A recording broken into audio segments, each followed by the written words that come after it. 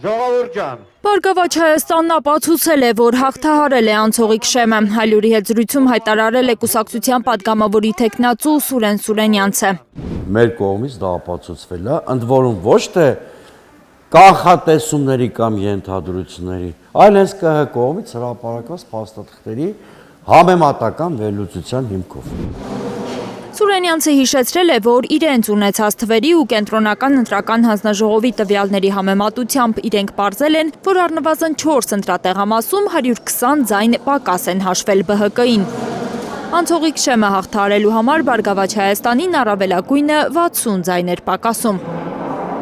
Մենք էլ այդ պատնեշը հաղթահարելու խնդիր չունենք։ Բայց այլ պատնեշներ դեռ պետք է հաղթահարվեն, եթե Բարգավաճ Հայաստան ընտրությունների վերջնական արդյունքներով անցնի խորհրդարան, 3 ընդդիմադիր քաղաքական ուժերը պետք է որոշեն իրենց առաջիկա անելիքները։ 3 ընդդիմադիր ուժերի գլխավոր անելիքը առաջիկա մի քանի օրերի ընթացքում 2-3 մարտավարական ուղիների միջև ընտրություն կատարելն է։ Սուրենյանցը նկատում է, որ իրենք առայժմ չեն միանում քաղաքական քննարկումներին, քանի որ դեռևս չունեն պաշտոնապես խորհրդարան անցնող ուժի կարգավիճակ։ Մենք ինչի առայժմ այդ քննարկումը չենք կարող անել, որտեղ պաշտոնապես դեռևս հաստատված չի խորհրդարանում մեր ներկայությունը։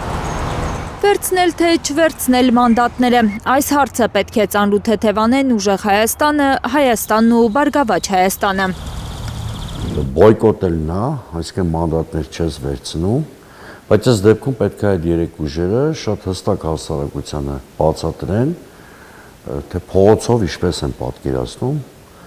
ճգնաժամը խորացնել է եւ իշխանություն հեռացնել է։ Մանդատները վերցնելը ռիսկային տարրեր ունի Սուրենյանցի խոսքով, պետք է խորհրդարան ուղարկել մարդկանց, որոնք ոչ մի դեպքում չեն փոխի քաղաքական ճամբարը։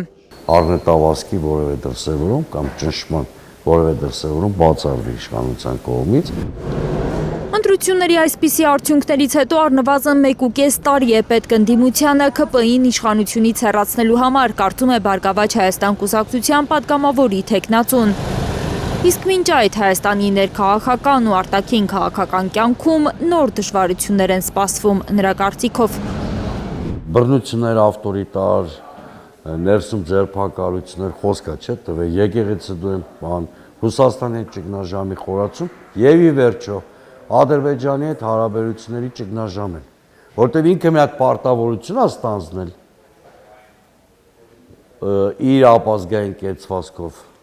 որի եւ կատարումը եւ չկատարումը բերելու է կատաստրոֆիկ հետևանքների։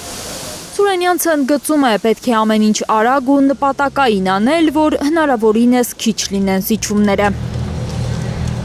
Լիլիթ Սարգսյան, Արփի Սուքիասյան, Միլենա Պողոսյան եւ Անի Ղանդիլյան, Հայլուր։